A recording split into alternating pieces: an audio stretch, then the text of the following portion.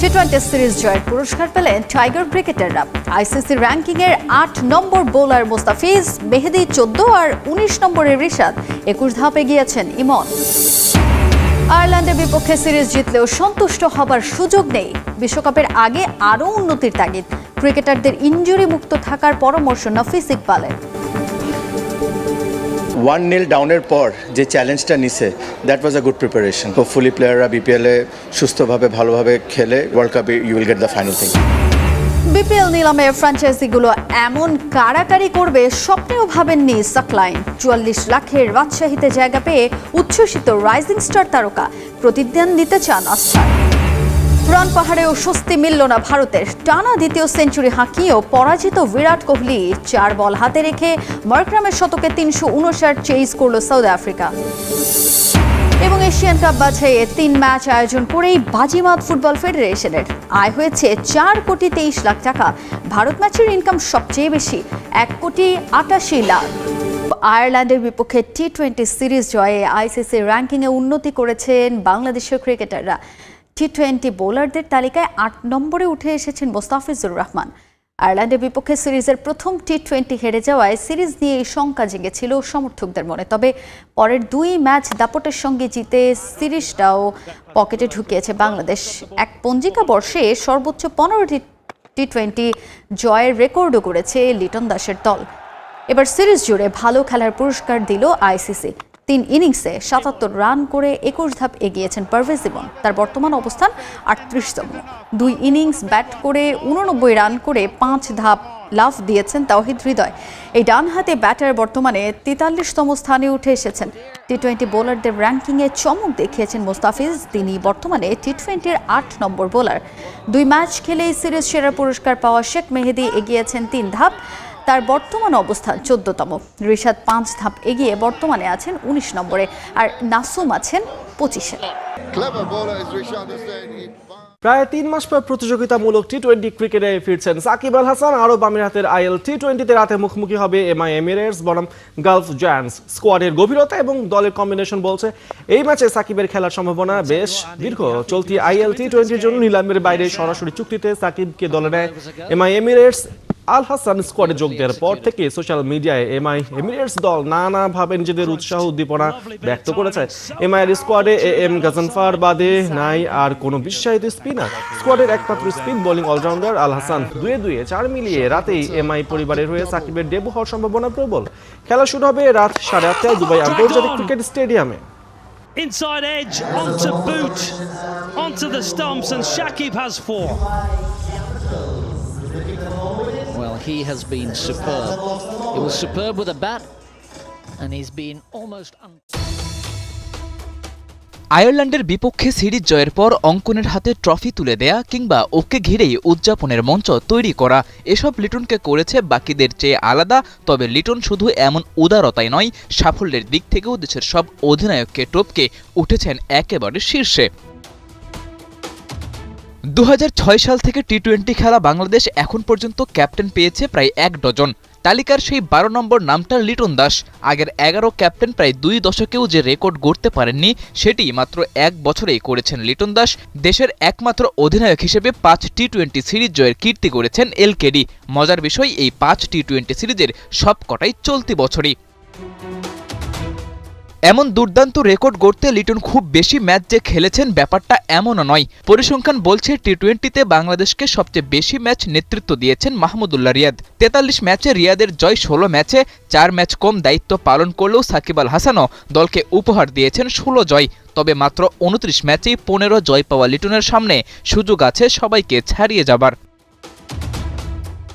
দেশের জার্সিতে অধিনায়কত্বের আর্মব্যান্ড পরা লিটনের এমন কীর্তির পেছনে অন্যতম কারণ তার নিজের ধারাবাহিকতা।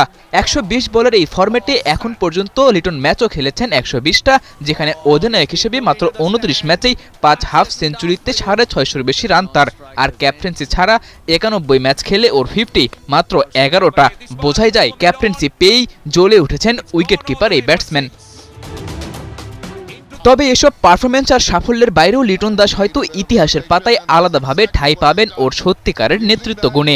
নির্বাচকদের সাথে লড়াই, খারাপ সময়ে দলের পাশে থাকা, এসব কিছুই তো দৃষ্টি।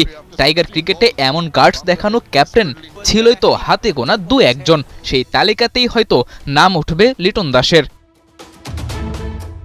সাদাতুর রাফি, 71।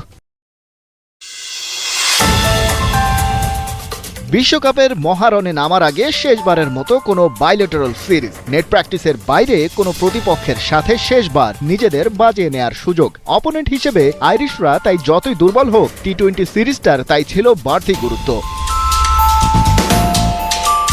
টনি হেমিংকে তাই দেয়া হয়েছিল স্পষ্ট নির্দেশনা, চট্টগ্রামের উইকেট হওয়া চাই বিশ্বমানের, সিরিজ জেতাই এখানে লক্ষ্য নয়। হলো তাই, সাগরিকার নিট অ্যান্ড ক্লিন সারফেসে এমনকি উপমহাদেশের বাইরে থেকে আসা আইরিশ ব্যাটাররাও ব্যাট চালালেন চাবুকের মতো। প্রথম ম্যাচে টাইগার ব্যাটাররা এলোমেলো হলেও দ্বিতীয় টি-20তে ধরতে পেরেছে লাগাম। তবুও এই সিরিজের ব্যাটিং স্ট্যাট বলছে বেশ কয়েক জায়গায় স্বাগতিক ব্যাটারদের চেয়ে এগিয়ে গেছে আইরিশরা। 3 ম্যাচে সর্বোচ্চ স্ট্রাইক রেটের কথাই ধরুন। ইনসেইন লেভেলের ব্যাট করেছেন আইরিশ ওপেনার ও টিম ক্যাপ্টেন পল স্টার্লিং। তার এভারেজ স্ট্রাইক রেট 200+। এরপরেই তার partner team tractor, strike rate 168, অর্থাৎ হাইয়েস্ট স্ট্রাইক রেটে প্রথম দুজনই অ্যাওয়ে টিমের। 150+ স্ট্রাইক রেটের ব্যাট চালানো বাকি 3 জন অবশ্য টাইগার স্কোয়াডের, তাওহিদ হৃদয়, লিটন দাস ও পারভেজ ইমন। আয়ারল্যান্ডের 2 ওপেনারের চেয়ে পিছিয়ে থাকলেও এই পরিসংখ্যান বিশ্বকাপে ধরে রাখতে পারলেই বাংলাদেশকে আর পায় কে? 3 ম্যাচের টি-20 সিরিজে হাইয়েস্ট রান গেটারদের তালিকায় অবশ্য আয়ারল্যান্ড ব্যাটারদের বিট করেছেন হৃদয়, সর্বোচ্চ 89 রান তার ব্যাটে। এরপরেই স্টার্লিং আর ট্যাক্টর ব্রাদার্স, টোটাল 77 রান করে টপ 5-এ ঢুকে পড়েছেন পারভেজ ইমনও। বাউন্ডারি থেকে সবচেয়ে বেশি রান আদায়ের দৌড়েও বাকিদের চেয়ে এগিয়ে ছিলেন হৃদয়। 7-4 আর 3 ছক্কায় বাউন্ডারি থেকে এসেছে তার মোট 46 রান। হ্যারি ট্যাক্টর, তারপরে তামিম, ইমন আর হৃদয় আছেন সেরা 5-এ। টপ অর্ডারে সাইফ হাসানের কাছ থেকে পাওয়া যায়নি প্রত্যাশিত পারফরম্যান্স। লিটন দাসের ব্যাটও কিছুটা অফ, তবে তাওহিদ হৃদয়ের রানে ফেরা নিঃসন্দেহে স্বস্তির। বিশ্বকাপের আগে বিপিএল দিয়ে ব্যাটারদের টার্গেট নিজেদের দুর্বলতাগুলো ঝালাই আর কনফিডেন্স বিল্ড আপ। যে দলটা ঘরের মাঠে কদিন আগেই টি-20তে রেকর্ড রান তাড়া করে জিতেছে, তাদের কাছ থেকে এবারের বিশ্বকাপে বাড়তি প্রত্যাশা তো থাকছেই।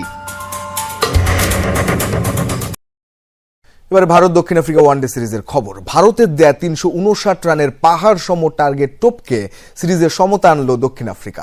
কোহলি ঋতুরাজের সেঞ্চুরির জবাবে মার্ক্রামের সেঞ্চুরি আর ম্যাথিউ ব্রেভিসের 50-র পর কর্বিন বসের ব্যাটিং নৈপুণ্যে 4 উইকেটের জয় পায় প্রোটিয়ারা।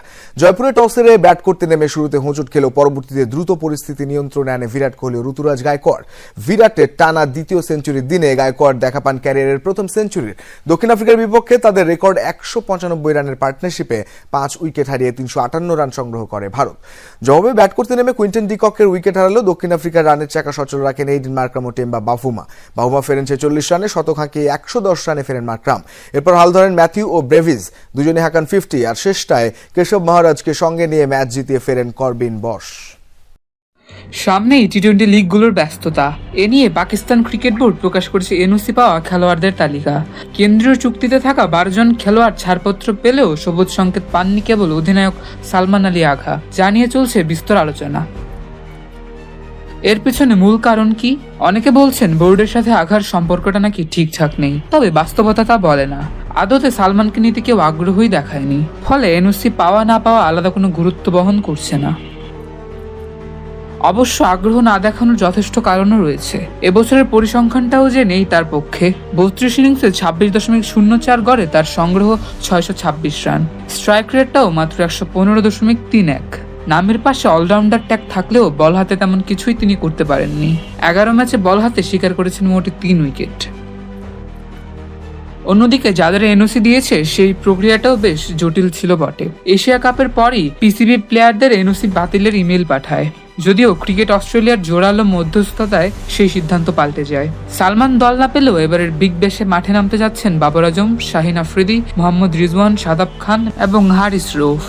বিপিএলও দল পেয়েছেন 11 জন পাকিস্তানি: আবরার আহমেদ, উসমান খান, সাহিবজাদা ফারহান, সাইম আয়ুব, মোহাম্মদ নওয়াজ, ফাহিম আশরাফ, সুফিয়ান মুকিম, মোহাম্মদ আমির, জাহানদাদ খান এবং খাজা নাফে। পিটিআইয়ের তথ্য অনুযায়ী আঘার প্রতি এই সিদ্ধান্তের পেছনে ক্রিকেটীয় কারণের চেয়ে বাজার বাস্তবতাই বড় ভূমিকা রেখেছে। তাই তো বোর্ডের সাথে দ্বন্দ্ব নয়, বরং ফ্র্যাঞ্চাইজিগুলো আঘাকে নিতে আগ্রহ দেখায়নি, তাতেই প্রয়োজন হয়নি এনওসির।